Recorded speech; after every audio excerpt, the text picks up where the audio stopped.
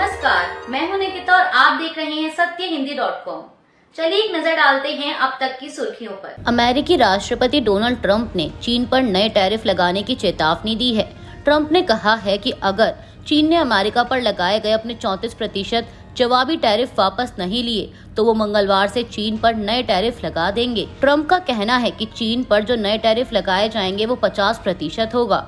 दरअसल आपको बता दें कि इससे पहले अमेरिकी राष्ट्रपति कार्यालय ने कहा था कि वो 9 अप्रैल से चीन से अमेरिका आने वाली वस्तुओं पर 34% लेवी लगाएगा। उसके बाद चीन ने भी शुक्रवार को घोषणा कर दी कि वो अमेरिका पर भी इसी तरह के टैक्स लगाएगा। चीन के वाणिज्य मंत्रालय ने मंगलवार यानी 8 अप्रैल को कहा कि उसे जानकारी मिली है कि अमेरिका ने चीन पर 50% अतिरिक्त शुल्क लगाने की धमकी दी है। मंत्रालय ने इस धमकी का कड़ा विरोध करते हुए कहा कि अगर अमेरिका शुल्क बढ़ाता है तो चीन अपने अधिकारों और हितों की रक्षा के लिए मजबूती से प्रतिकार करेगा। चीन ने कहा कि अमेरिका का रेसिप्रोकल टैरिफ लगाने की योजना निराधार और एक तरफा दबाव बनाने की कोशिश है। मंत्रालय ने यह भी स्पष्ट किया कि चीन के उठाए गए कदम पूरी तरह से कानूनी और जायज है और इसका उद्देश्य अपने देश की संप्रभुता, सुरक्षा और विकास के हितों की रक्षा करना है। मंत्रालय के प्रवक्ता ने कहा कि अमेरिका की शुल्क बढ़ाने की धमकी पहले से किए गए एक बड़े गलत कदम पर आधारित है और यह फिर से अमेरिका की ब्लैकमेल की नीति को उजागर करता है। चीन इसे कभी स्वीकार नहीं करेगा। अगर अमेरिका अपनी जिद पर अड़ा रहा तो चीन आखिरी तक लड़ेगा। इसके साथ ही चीन ने यह भी दोहराया कि व्यापार युद्ध में कोई भी जीतने वाला नहीं होता और संरक्षणवाद का कोई हल नहीं है। चीन ने अमेरिका से अपील की कि वह अपनी गलत नीतियों को तुरंत सुधारें, सभी एक तरफा शुल्क हटाएं और चीन की अर्थव्यवस्था और व्यापार पर दबाव डालना बंद करें। चीन ने यह भी कहा कि दोनों देशों को आपसी सम्मान के आधार पर समान संवाद के जरिए अपने मतभेदों को समाधान करना चाहिए। अमेरिकी राष्ट्रपति डोनाल्ड ट्रंप का समर्थन करने वाले अरबपति कारोबारी बिल एकमैन ने अर्थव्यवस्था को लेकर बड़ी चेतावनी दी है और मांग की है कि ट्रंप हाल ही में घोषित अपने टैरिफ पर रोक लगाएं। वैश्विक बाजार में आए संकट के मुद्दे पर hedge fund manager bill Ekman ने कहा कि राष्ट्रपति ट्रंप को दूसरे देशों को 3 महीने का वक्त देना चाहिए ताकि वो अमेरिका से व्यापारिक रिश्तों पर बातचीत कर सकें। सोमवार को एकमैन की तरह ही JP मॉर्गन चेस के चेयरमैन जेमी डिमन ने भी चेतावनी दी। उन्होंने कहा कि ट्रंप के टैरिफ के फैसले से अमेरिका में महंगाई बढ़ने का खतरा है। वहीं बिल एकमैन ने सोशल मीडिया प्लेटफॉर्म एक्स पर एक ताज़ा पोस्ट में लिखा कि टैरिफ का हिसाब लगाने के लिए प्रशासन ने जो तरीका अपनाया है उससे दूसरे देशों का टैरिफ हकीकत से 4 गुना ज्यादा दिखता है।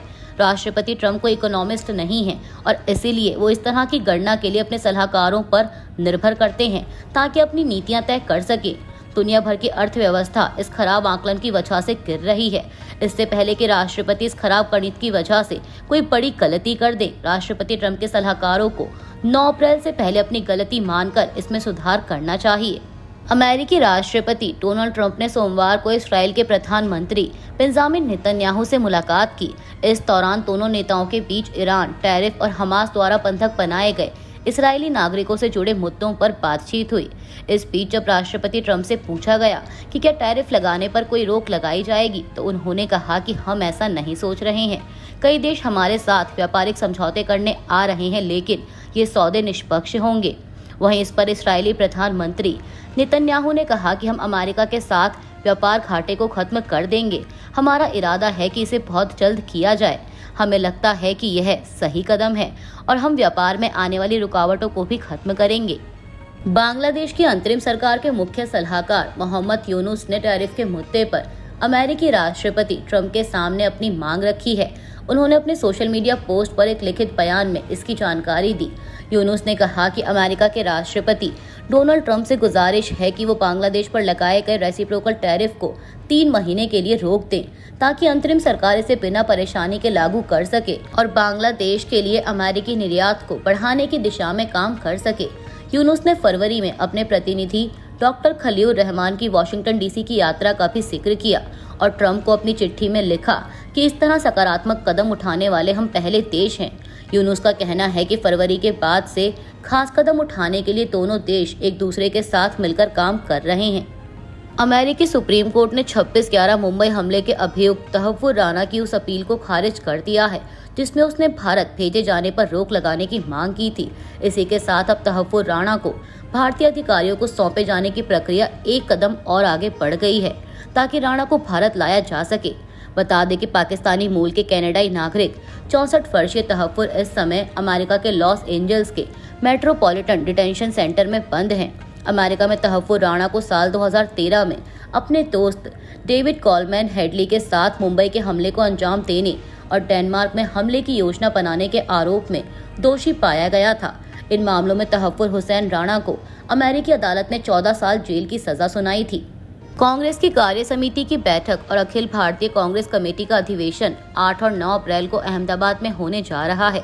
इसकी जानकारी देते हुए पार्टी नेता मुमताज पटेल ने पीटीआई से कहा कि कांग्रेस पार्टी एक संदेश भेज रही है कि गुजरात से कांग्रेस पार्टी के पुनरुद्धार की शुरुआत है।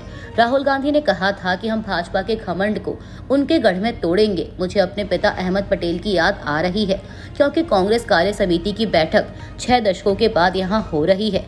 लोग उत्साहित हैं और हमारा संदेश है कि कांग्रेस देश के लोगों के साथ मजबूती से खड़ी है।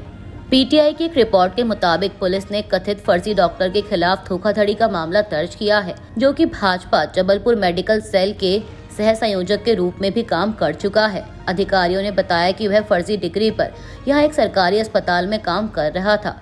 शुभम अवस्थी के खिलाफ मामला 5 अप्रैल को दर्ज किया गया। बता दें कि इससे 2 दिन पहले ही मध्य प्रदेश के दमोह जिले में एक मिशनरी अस्पताल में प्रैक्टिस करने वाले एक अन्य फर्जी हृदय रोग विशेषज्ञ की गिरफ्तारी की गई थी। राष्ट्रीय मानवाधिकार आयोग में दर्ज की गई शिकायत के अनुसार उसके द्वारा इलाज किए गए 7 हृदय रोगियों की मौत हो गई है। अभी के लिए बस इतना ही। बाकी की खबरों के लिए बने रहिए सत्यहिंदी.com के साथ।